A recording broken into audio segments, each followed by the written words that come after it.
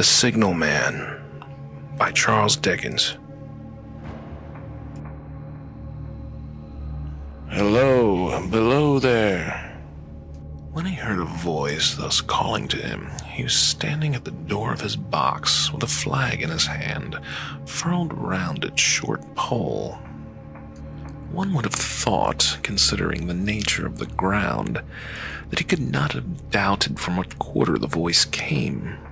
But instead of looking up to where I stood on the top of the steep, cutting nearly over his head, he turned himself about and looked down the line. There was something remarkable in his manner of doing so, though I could not have said for my life what. But I know it was remarkable enough to attract my notice, even though his figure was foreshortened and shadowed down in the deep trench, and mine was high above him, so steeped in the glow of an angry sunset that I had shaded my eyes with my hand before I saw him at all. "Hello, below!" From looking down the line, he turned himself about again, and, raising his eyes, saw my figure high above him. "Is there any path by which I can come down and speak to you?" He looked up at me without replying, and I looked down at him without pressing him too soon with a repetition of my idle question. Just then, there came a vague vibration in the earth and air, quickly changing into a violent pulsation and an oncoming rush that caused me to start back, as though it had force to draw me down. When such vapors rose to my height from this rapid train had passed me and was skimming away over the landscape, I looked down again and saw him refurling the flag he had shown while the train went by. I repeated my inquiry. After a pause, during which he seemed to regard me with fixed attention, he motioned with his rolled-up flag towards a point on my level, some 200 or 300 yards distant. I called down to him, "All right," and made for that point. There, by dint of looking closely about me, I found a rough zigzag descending path notched out, which I followed. The cutting was extremely deep and unusually precipitate. It was made through a clammy stone that became oozier and wetter as I went down. For these reasons, I found the way long enough to give me time to recall a singular air of reluctance or compulsion with which he had pointed out the path. When I came down low enough upon the zigzag descent to see him again, I saw that he was standing between the rails on the way by which the train had lately passed, in an attitude as if he were waiting for me to appear. He had his left hand at his chin, and that left elbow rested on his right hand, crossed over his breast. His attitude was one of such expectation and watchfulness that I stopped a moment, wondering at it.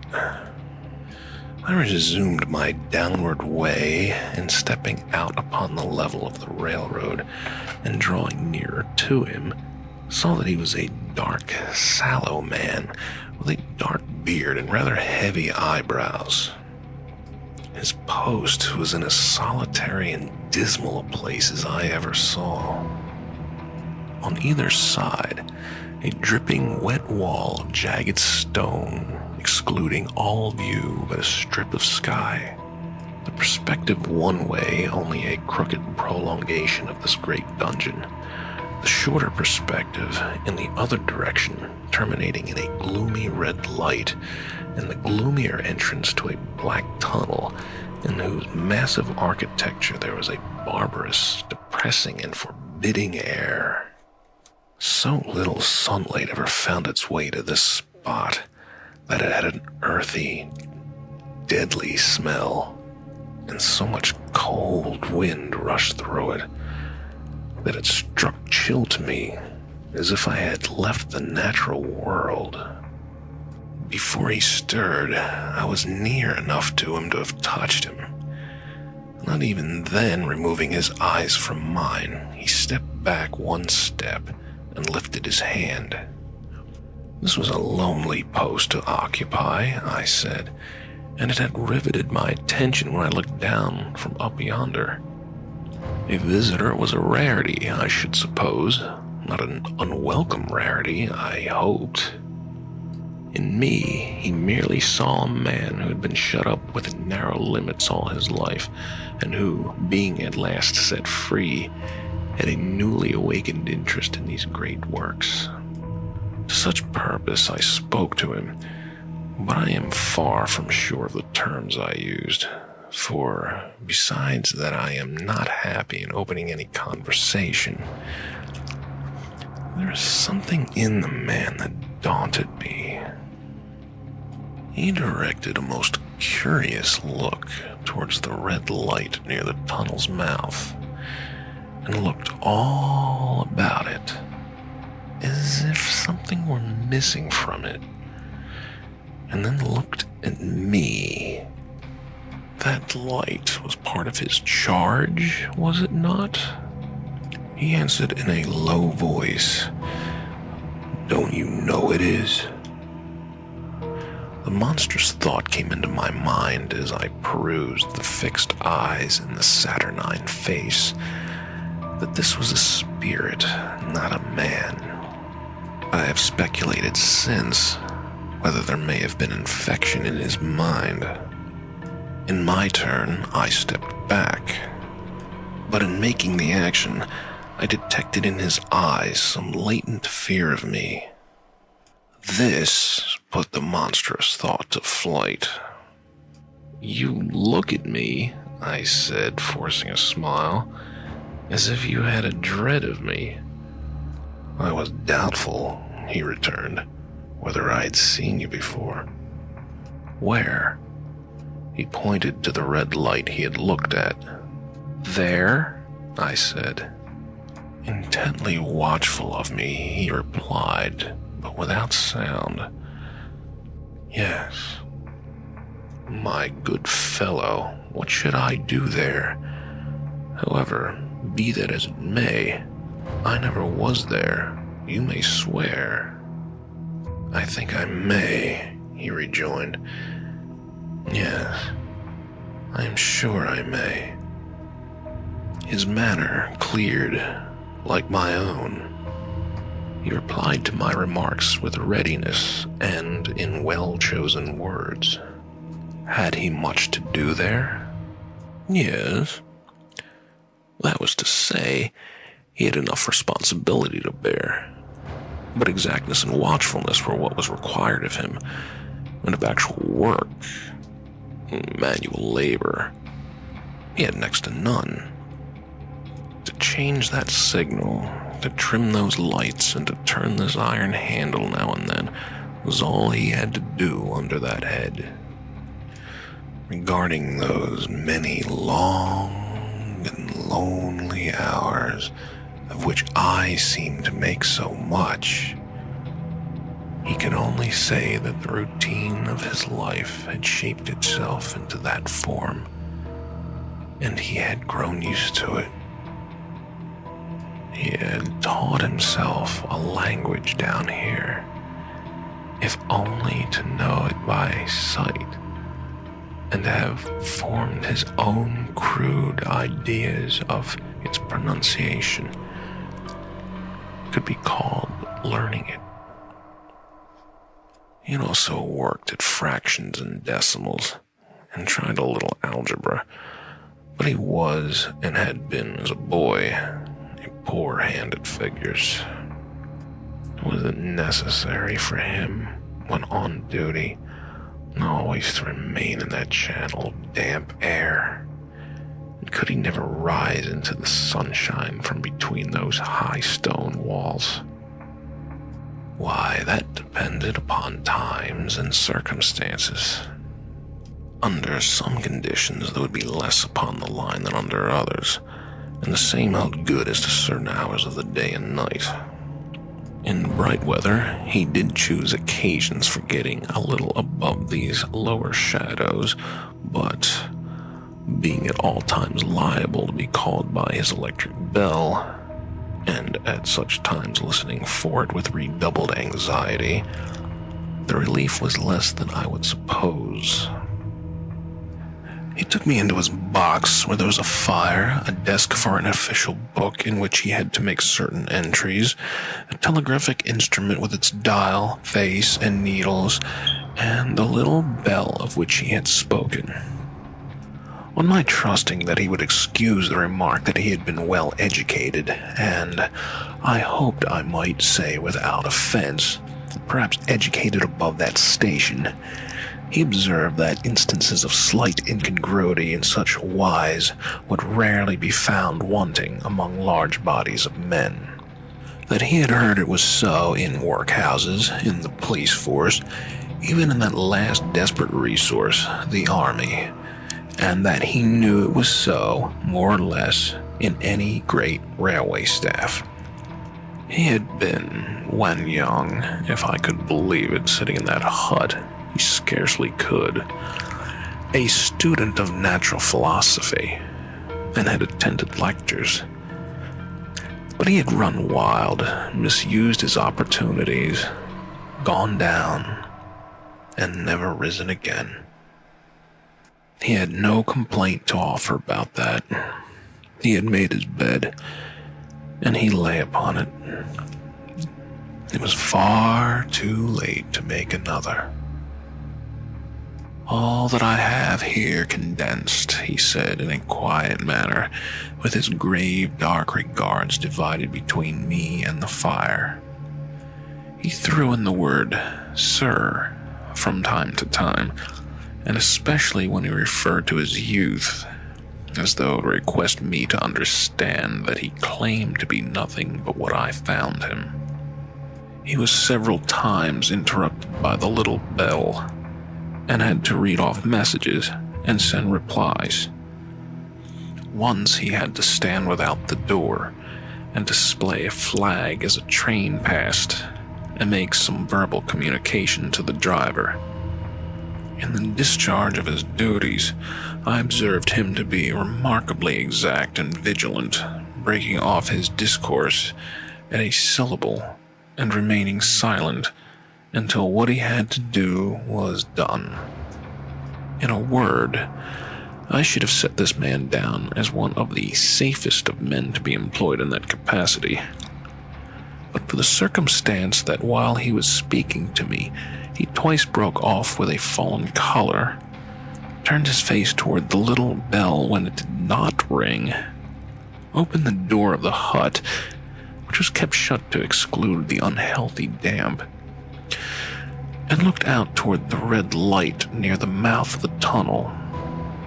On both of these occasions, he came back to the fire with the inexplicable air upon him which I had remarked, without being able to define, when we are so far asunder.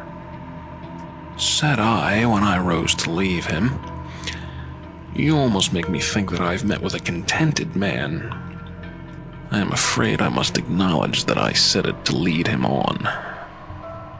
"I believe I used to be so," he rejoined in the low voice in which he had first spoken. "But I'm troubled, sir. I'm troubled." He would have recalled the words if he could. He had said them, however, and I took them up quickly. "With what? What is your trouble?" "It is very difficult to impart, sir. It is very, very difficult to speak of. If ever you make me another visit, I will try to tell you." "But I expressly intend to make you another visit. Say, when shall it be?"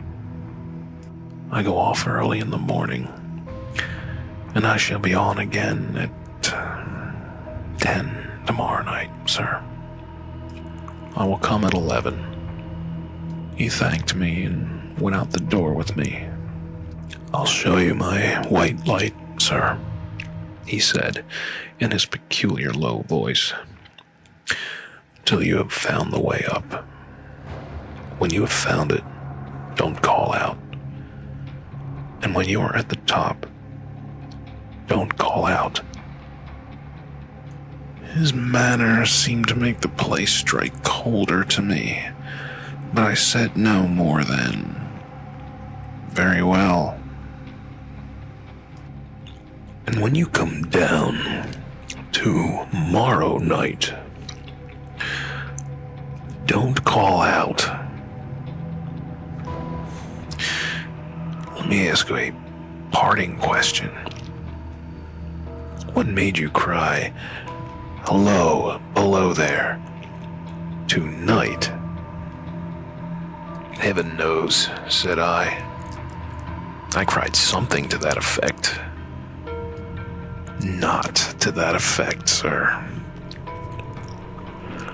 Those were the very words. I know them well. Admit those were the very words.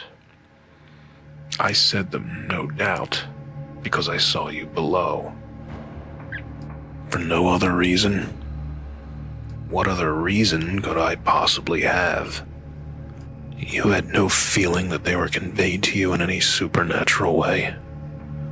"No." He wished me good night and held up his light. I walked by the side of the down line of rails, with a very disagreeable sensation of a train coming behind me, until I found the path.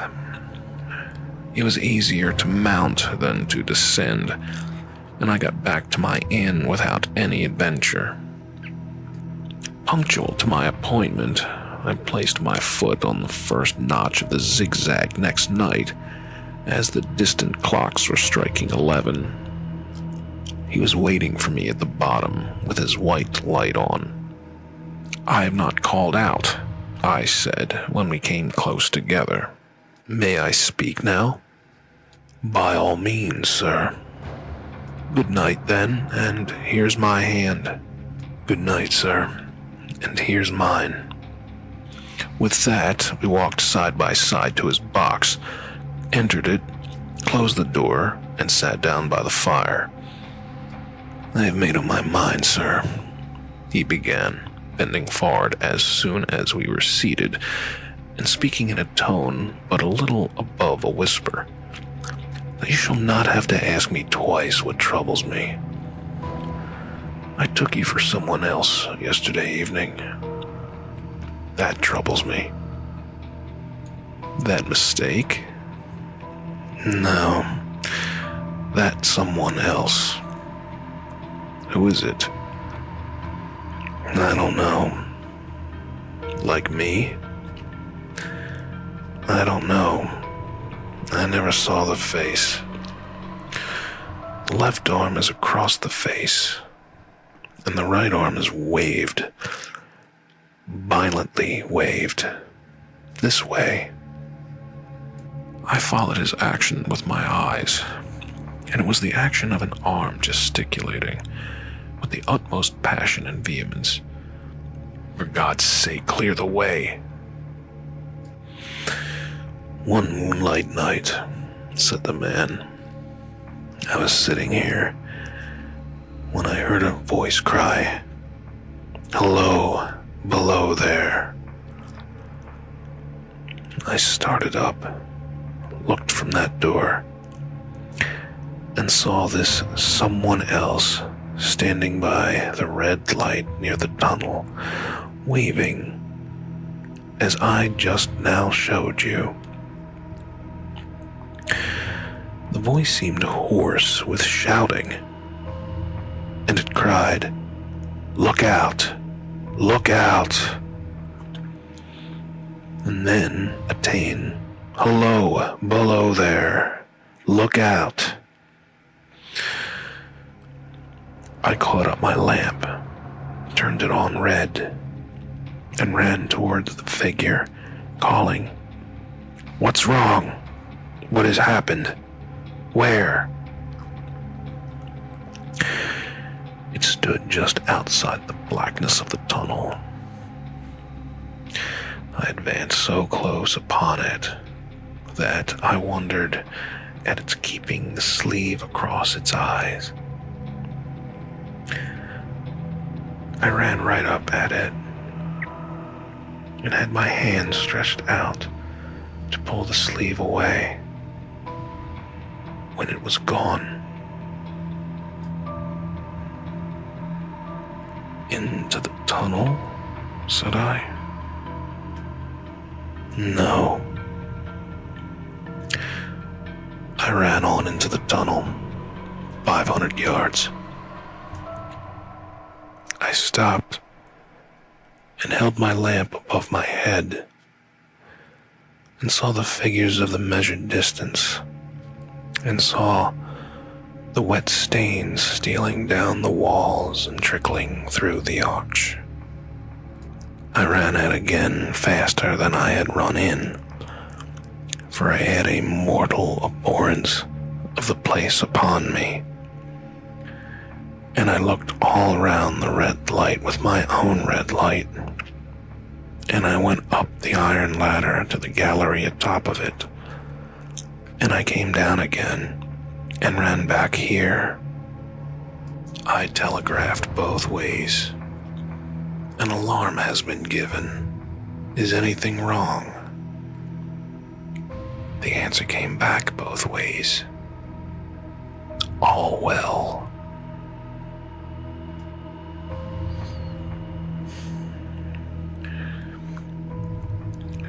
Resisting the slow touch of a frozen finger tracing out my spine, I showed him how that this figure must be a deception of his sense of sight, and how that figures originating in disease of the delicate nerves that minister to the functions of the eye were known to have often troubled patients, some of whom had become conscious of the nature of their affliction, and had even proved it by experiments upon themselves.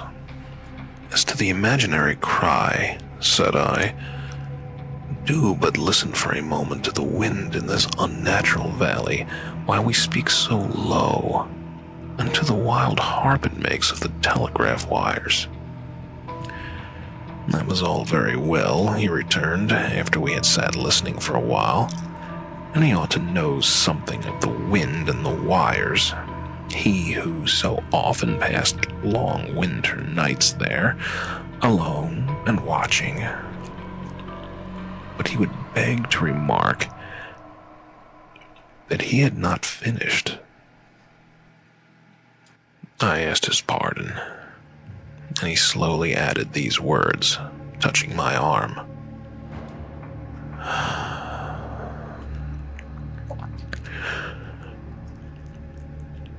"Within 6 hours after the appearance, a memorable accident on this line happened.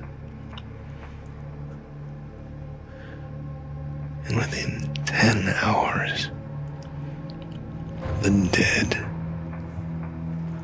and wounded were brought along through the tunnel over the spot where the figure had stood."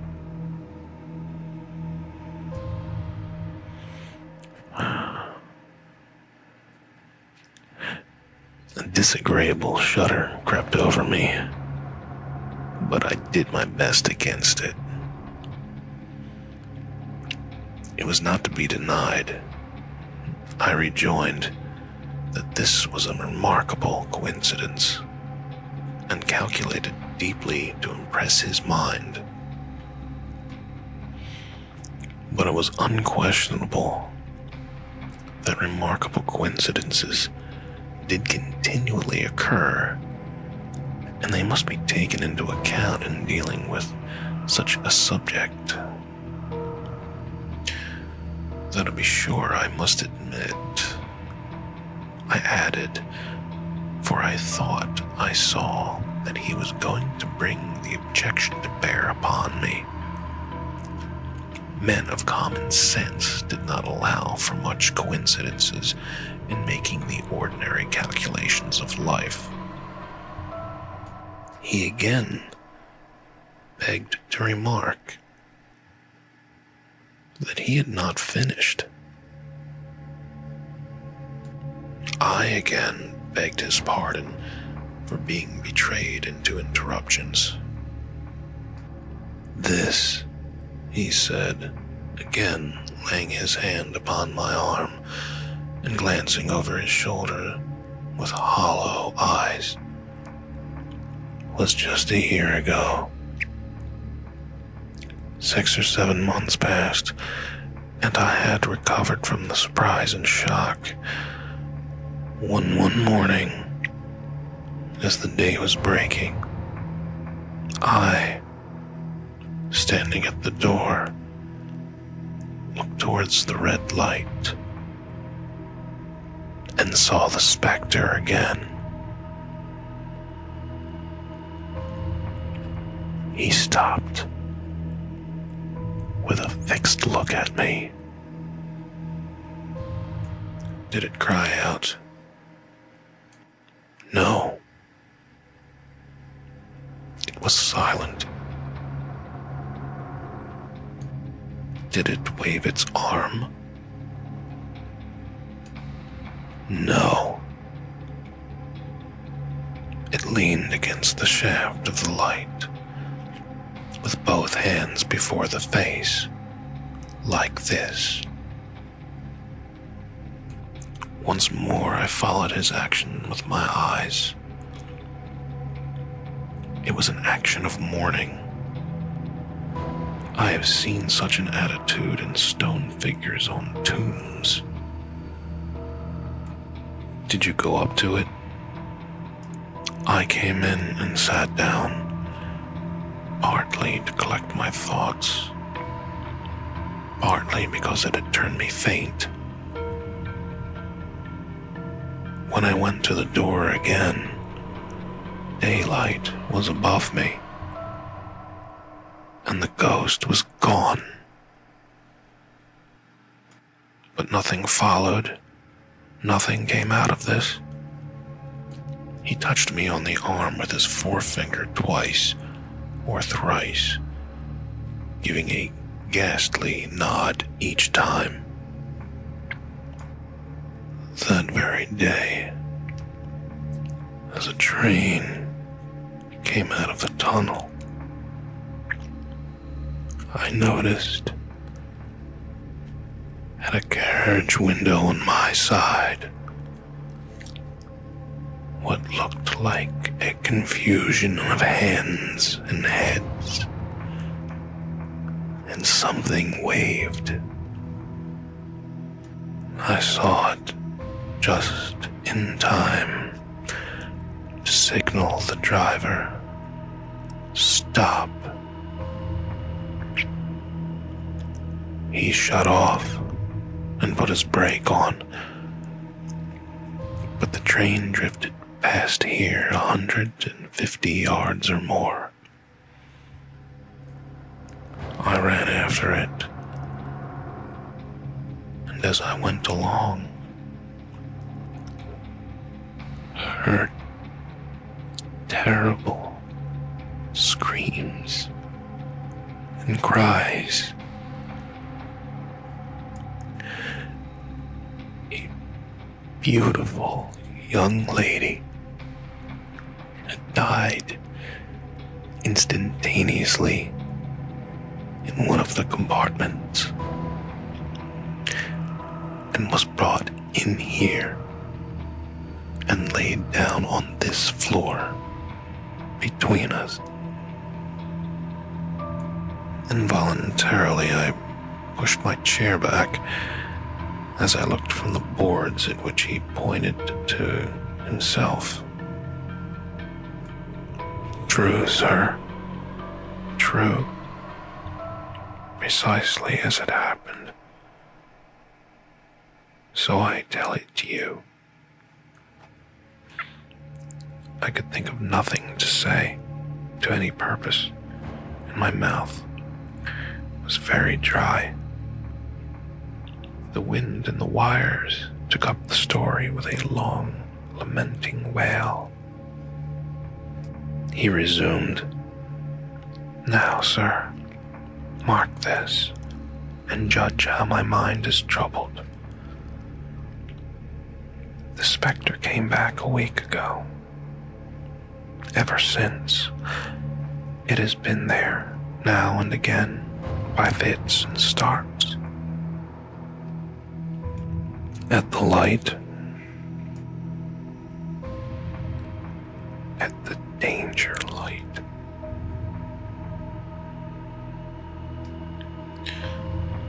What does it seem to do?"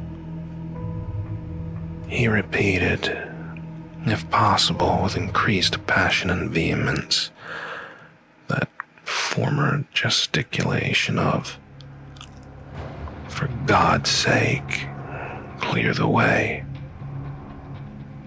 Then he went on, "I have no peace or rest for it.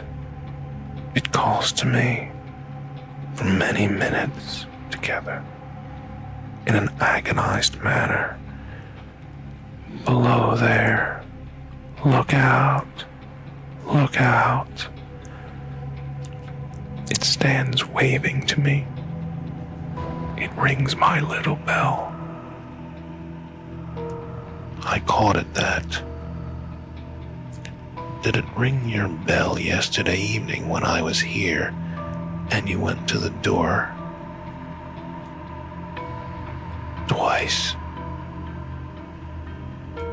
Why, see, said I, how your imagination misleads you. My eyes were on the bell, and my ears were open to the bell.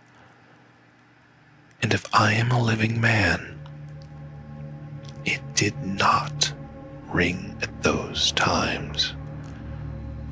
No, nor at any other time, except when it was rung in the natural course of physical things by the station communicating with you. He shook his head.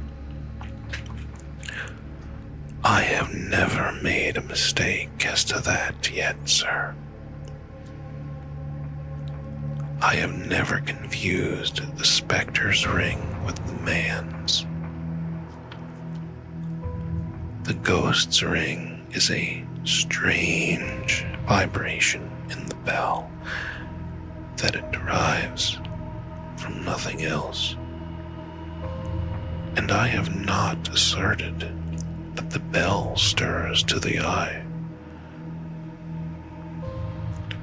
I don't wonder that you failed to hear it. But I heard it. And did the specter seem to be there when you looked out? It was there. Both times, he repeated firmly. Both times. Will you come to the door with me and look for it now? He bit his underlip as though he were somewhat unwilling, but arose. I opened the door and stood on the step, while he stood in the doorway.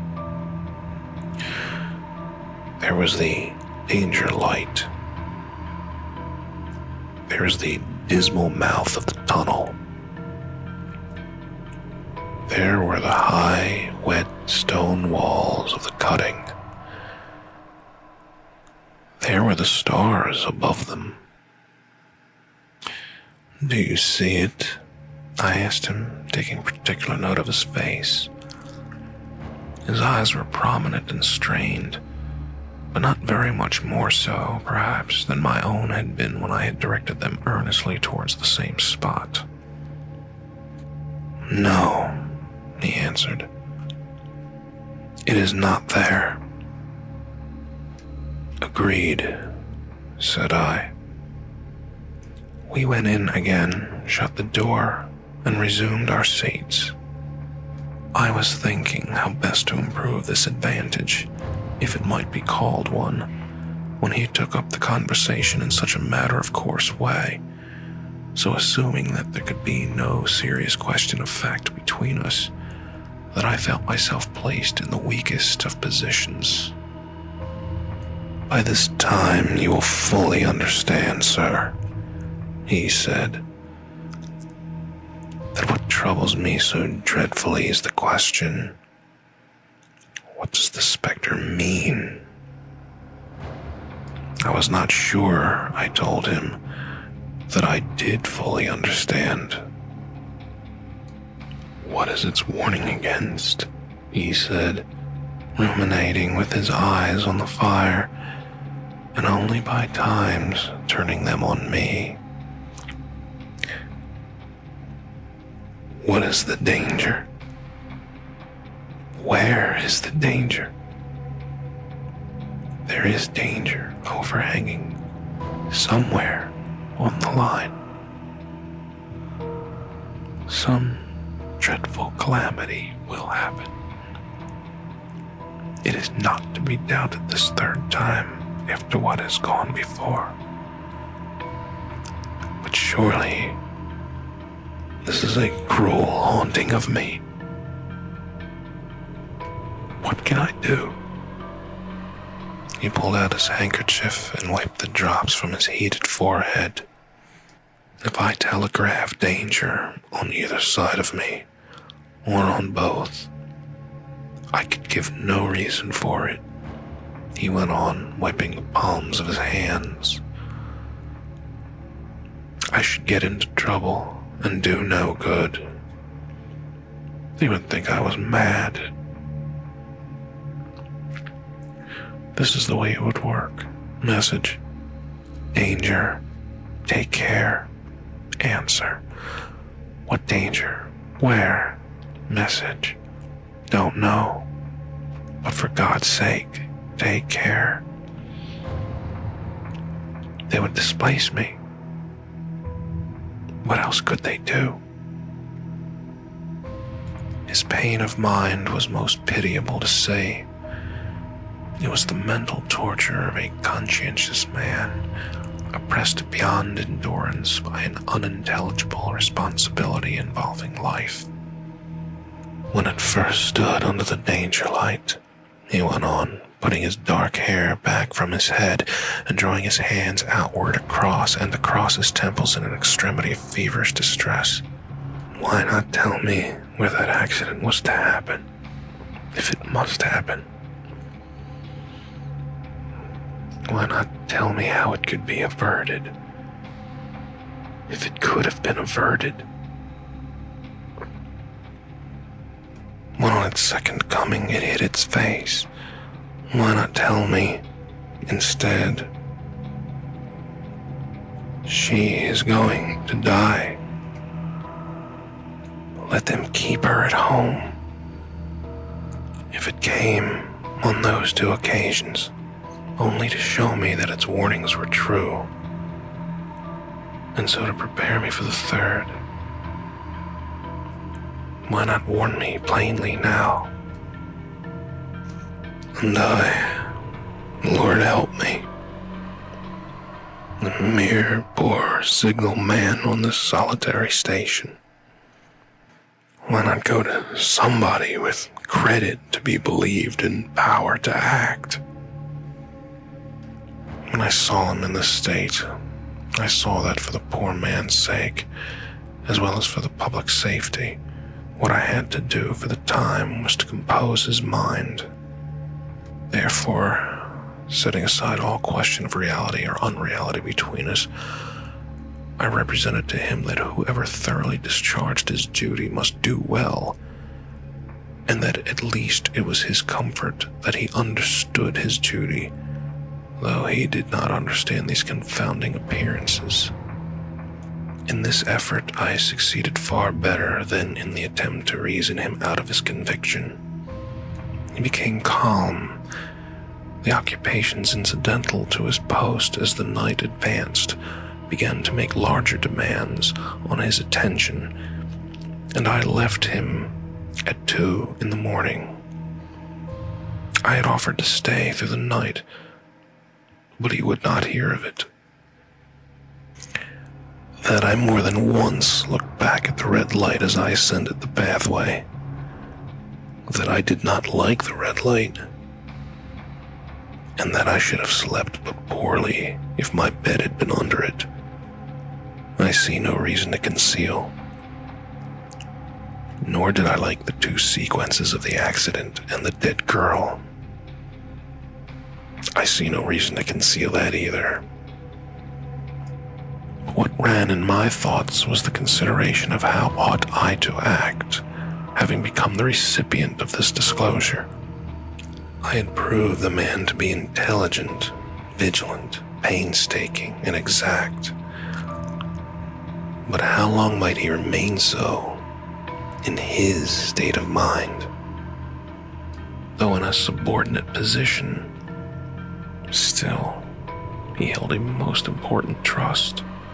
And would I, for instance, like to stake my own life on the chances of his continuing to execute it with precision? Unable to overcome a feeling that there would be something treacherous in my communicating what he had told me to his superiors in the company, at first being plain with himself and proposing a middle course to him, I ultimately resolved to offer to accompany him, otherwise keeping his secret for the present, to the wisest medical practitioner we could hear of in those parts, and to take his opinion. A change in his time of duty would come round next night. He had apprised me, and he would be off an hour or two after sunrise, and on again soon after sunset. I had appointed to return accordingly. Next evening was a lovely evening, and I walked out early to enjoy it. The sun was not yet quite down when I traversed the field path near the top of the deep cutting. I would extend my walk for an hour, I said to myself, half an hour on and half an hour back, and it would then be time to go to my signalman's box. Before pursuing my stroll, I stepped to the brink and mechanically looked down. From the point from which I had first seen him, I could not describe the thrill that seized upon me when, close at the mouth of the tunnel, I saw the appearance of a man with his left sleeve across his eyes, passionately waving his right arm. The nameless horror that oppressed me passed in a moment, for in a moment I saw that this appearance of a man was a man indeed, and that there was a little group of other men standing at a short distance, to whom he seemed to be rehearsing the gesture he made. The danger light was not yet lighted. Against its shaft, a little low hut, entirely new to me, had been made of some wooden supports and tarpaulin. It looked no bigger than a bed. With an irresistible sense that something was wrong, with a flashing, self-reproachful fear that fatal mischief had come of my leaving the man there, and causing no one to be sent to overlook or correct what he did, I descended the notched path with all the speed I could make. "What is the matter?" I asked the men. "Signalman killed this morning, sir." "Not the man belonging to that box?" "Yes, sir. Not the man I know." "You will recognize him, sir, if you knew him," said the man who spoke for the others, solemnly uncovering his own head and raising an end of the tarpaulin, for his face is quite composed. "Oh, how did this happen? How did this happen?" I asked, turning from one to another as the hut closed in again. "He was cut down by an engine, sir. No man in England knew his work better, but somehow he was not clear of the outer rail. It was just at broad day, He had struck the light and had the lamp in his hand. As the engine came out of the tunnel, his back was towards her, and she cut him down. That man drove her. I was showing how it happened. Show the gentleman, Tom. The man who wore a rough, dark dress stepped back to his former place at the mouth of the tunnel. Coming round the curve in the tunnel, sir, he said. I saw him at the end, as if I saw him down a perspective glass. There's no time to check speed, and I knew him to be very careful. As he didn't seem to take heed of the whistle, I shut it off when we were running down upon him and called to him as loud as I could call. What did you say? I said, below there, look out, look out. For God's sake, clear the way. I started. It was a dreadful time, sir. I never left off calling to him. I put this arm before my eyes not to see, and I waved this arm to the last. But it was no use. Without prolonging the narrative to dwell on any one of its curious circumstances more than on any other, I may, in closing it, point out the coincidence that the warning of the engine driver included not only the words which the unfortunate signalman had repeated to me as haunting him, but also the words which I myself, not he, had attached, and that only in my own mind, to the gesticulation he had imitated. End of the signalman.